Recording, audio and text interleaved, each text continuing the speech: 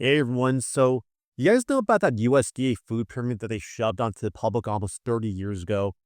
That thing that said that we had to stack most of our diet towards processed grains, vegetables, while pretty much avoiding nutrient-dense meats and healthy fats. That pyramid. Well, it turns out that recently the USDA finally admitted that they were completely ass backwards and wrong.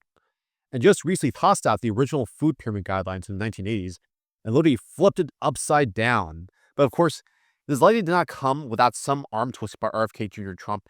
Without a doubt, this is a massive victory for the health community and anyone on the side of common sense. I mean, did anyone seriously believe that eating cereal, crackers, was the embodiment of health? However, what does this recent move really reveal about the government and corporations and their true motives around controlling public health? And was the USDA's 30-year screw up really the result of overall idiocy and incompetence? Or was it just a calculated conspiracy against the American people? This is what I want to get into today. So, in case you guys don't know who I am, my name is Michael, and I spent the last 5 years researching and doing consulting for disruptive technology companies involved in new energy, health, and alternative healing.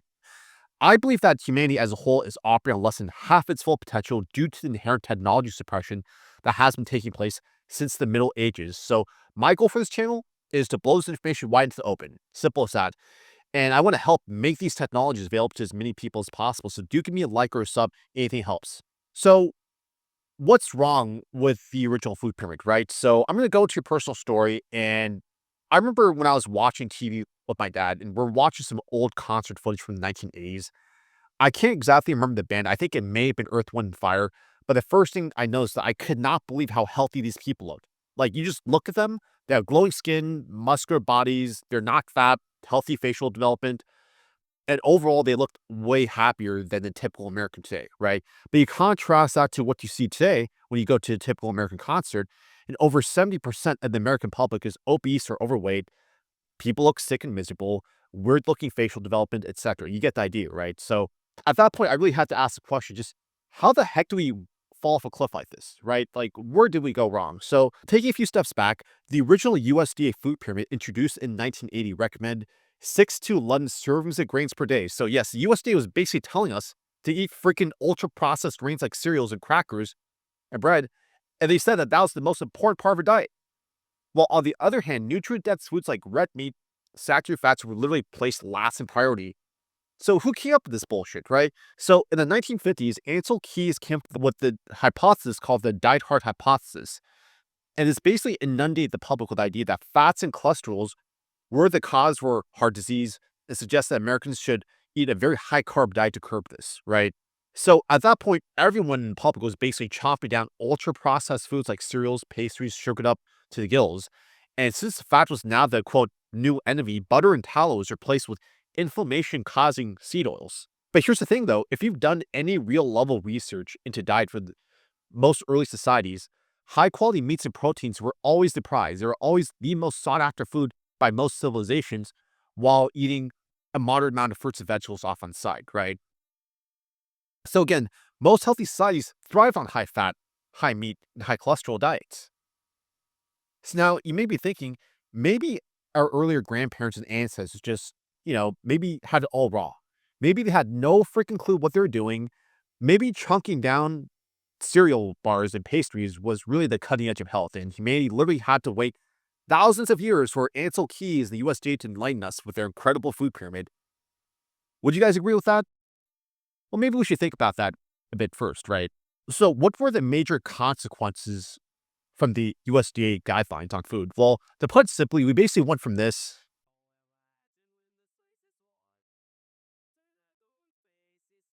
to this. It's America's fattest city. Obesity in Texas. You get the idea, right? So, since the introduction of the food pyramid, obesity rates in the US have skyrocketed tenfold. The average American now carries an extra 23 pounds on their bodies compared to previous generations, and diabetes has tripled, and heart disease and stroke remain leading cause of death, which is kind of ironic when you have this diet heart hypothesis that's supposed to lower heart disease, but just, raise the incidence of heart disease, right? Kind of doesn't make a lot of sense to me.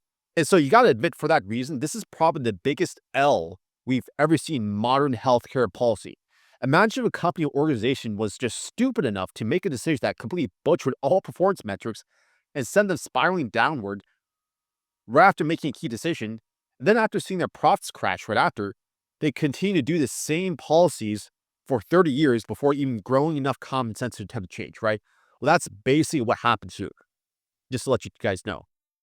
So the high carb, ultra processed food based diet recommended by the food pyramid triggered rampant insulin resistance across the population, obesity, metabolic dysfunction. You pretty much name people's healths were just completely freaking wrecked. And schools and hospitals that you would think would be paradigms for proper health practices were now dunking down what essentially was the ultra inflammation diet. That's basically what it was, right? In addition, the public was also misled to believe that saturated fats and meats were the enemies. So we're literally indoctrinated, brainwashing, thinking that healthy food was actually unhealthy, while really bad, unhealthy food is actually healthy to eat, right? Literally just flipped our values upside down. So at this point, it really does feel like we're just living in the movie Idiocracy. So where do these terrible guidelines really come from? Where did they really originate from? So originally, the USDA reached out to a relatively sane nutritionist by the name of Louis Light, who put together a fairly practical food guide which encouraged moderate grain intake, some fruits, vegetables, as well as healthy fats like olive oil, and an adequate amount of protein and meat and eggs, right? That sounds pretty good. Well, guess what happened? The USDA pretty much put the kibosh on it and sent it to the shadow realm. And seeing how the grain industry is producing massive surplus in their crops, lobbyists and corrupt government officials just couldn't help but push grain-based products in a shameless cash grab at the cost of public health. I mean, seriously, who cares if we start to see fat people and obese people just falling over dead left and right from inflammation and heart disease, right? I mean, nobody cares about them. But not long after, by studies like the 7-country study were found to be flawed in reaching the conclusions to demonize saturated fats and meats. And this essentially opened a clear path for companies like Procter and Gamble to flood the market with their toxic seed oils that we see today. So I think you might be surprised at just how often fake and biased research is pushed through to the public and wrapped up in a label that says this is, quote, science to justify toxic slop that corporations are pushing onto the people. So as you can guess, once again, most members of the dietary guideline committees had financial ties to food and pharmaceutical industries, and their intention was never to keep you healthy, but rather to line their pockets and destroy your health. So here's the big question. So if an organization tells you the precise opposite of what you're supposed to do in terms of healthy diet, then gaslight you when you try to push back on their fake nutrition science for 30 years before they finally admit that they were completely wrong, had things ass backwards, would you assume that this is caused by naive incompetence? Or is this a deliberate agenda? Right? You kind of have to think about that. Again, saturated fats found in red meats and eggs were demonized without any real solid evidence.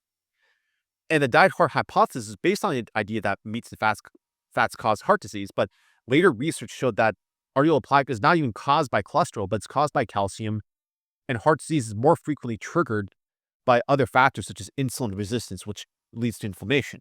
So you see how they're inverting things, right? They tell us to avoid nutrient-dense meats that we should be eating in exchange for heavy processed grains that are actually destroying our health. So again, do you really think this is an innocent mistake on the side of a benevolent government?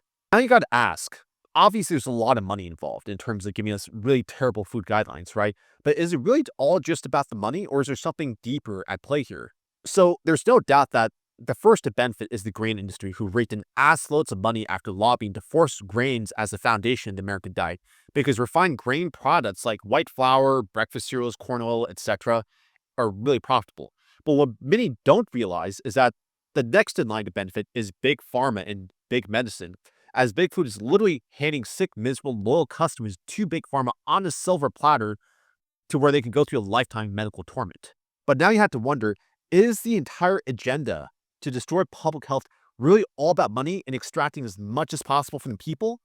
Well, let's think about this. So, for centuries, governments and leaders that want to control and dominate its people were always fearful of a healthy, able bodied, and educated populace. For example, by burning books and censoring info, controllers can ensure people remain uneducated, much like what the Nazis did.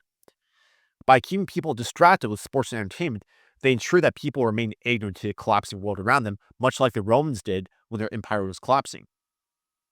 And by destroying people's health, you could dumb people down and make them physically incapable of fighting back against tyranny, much like what's happening right now here in America. So now, could the elite controllers at the top be complicit in enabling the destruction of the American quality of life to control and dominate humanity in a reptilian-like fashion? Well, I'm just going to let you guys think about that one and draw your own conclusions. So, again, in conclusion, the USDA food pyramid is really not about public health. It was more about economic, political interests and really trying to extract as much money as possible from the people. In addition, government PR did a pretty damn good job of subverting people's internal health compass by indoctrinating them into eating the exact opposite of what they're supposed to in order to be healthy. In my personal opinion, much of this was done deliberately, at the very least, to profit from American disease sickness by getting Americans to buy and consume unhealthy grains and ultra processed foods. This in turn leads Americans towards becoming loyal lifetime customers of big pharma and big medicine. And in addition, you could also make the argument that this also feeds into the greater globalist agenda of destroying the American quality of life in order to make people more submissive, dependent, and easy to control. Fortunately, recent changes in the 2026 dietary guidelines have literally flipped the pyramid upside down, emphasizing real foods, high quality protein, including red meat, fats, and reducing ultra processed foods. Now, I gotta admit, this is a great place to start and a great change to start 2026. But you gotta admit that anyone who is informed about this knows that they were 30 years late to the party, and unfortunately, the damage has already been done. But anyway, that's it for today's video, guys. If you want more information on suppressed health and technology news, give me a sub, and I'll see you guys next time. Take care.